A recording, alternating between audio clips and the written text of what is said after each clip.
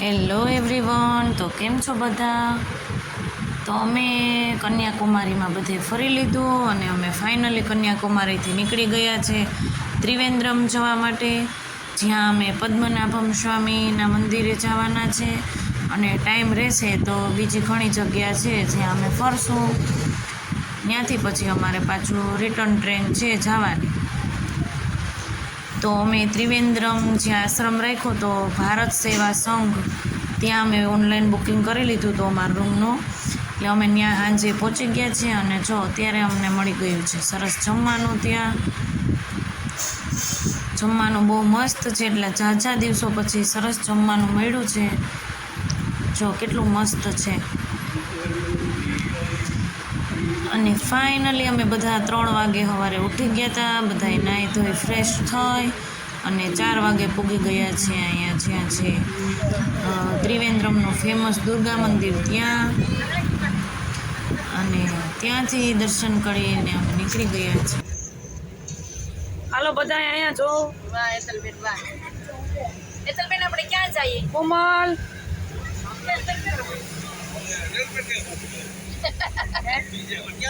આપણે ક્યાં જવાનું? હવે રાજમોલા ને ખાજમોલા, મોટી મૂર્તિ શંકર ભગવાન.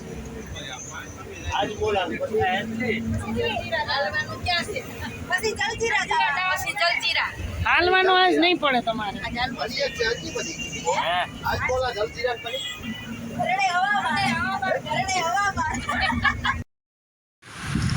આપણે કેરળમાં આવીએ ને તો એમ થાય કે આહા જન્નતમાં આવી ગયા. જો કેટલો મસ્ત વ્યૂ છે. એના રોડ પણ આમ એટલા બહુ મસ્ત છે ને કે આમ વાતાવરણ એટલું આહલાદક લાગે કે એની વાત પૂછોમાં. જ્યાં જોઉં ને આમ વાતાવરણ બહુ મસ્ત વાતાવરણ. જો કેટલું સરસ વાતાવરણ છે. જો વેલો છે જે રોડ છે ને એમાં જો ડાયવર્ઝન હોય ને એમાં જો વેલ કેટલી મસ્ત છે. બહુ મસ્ત વ્યૂ છે. અને જ્યાં જોઈએ ત્યાં નારિયેળી જ. નારિયેળી સિવાય તમને કંઈ જોવા ન મળે. એટલે અમે સવારે વહેલા બસ બંધાવી અને બધીમાં જો ફરીએ છીએ અત્યારે.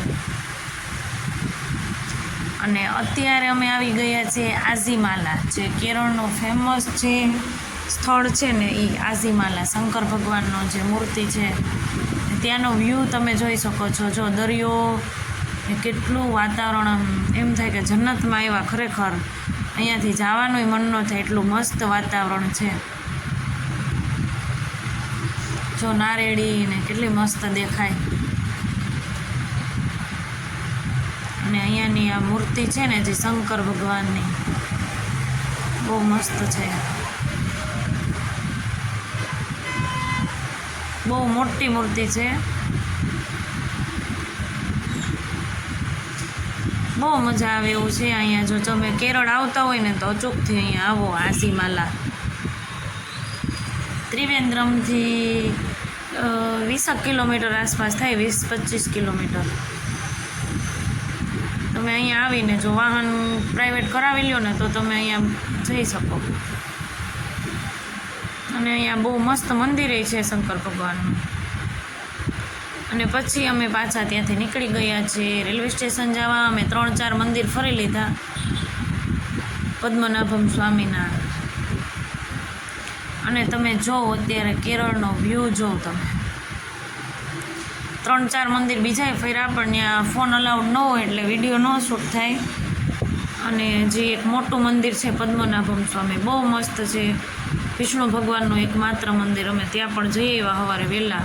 લાંબી લાંબી લાઈનો હોય એટલે વહેલા જાઓ તો દર્શન વહેલા થાય. પછી ત્યાં ટાઈમ લિમિટ હોય કે એટલા ટાઈમમાં જ દર્શન કરવા મળે, પછી પાછા કલાક બંધ રહે, પછી પાછું ખુલે એવી રીતે.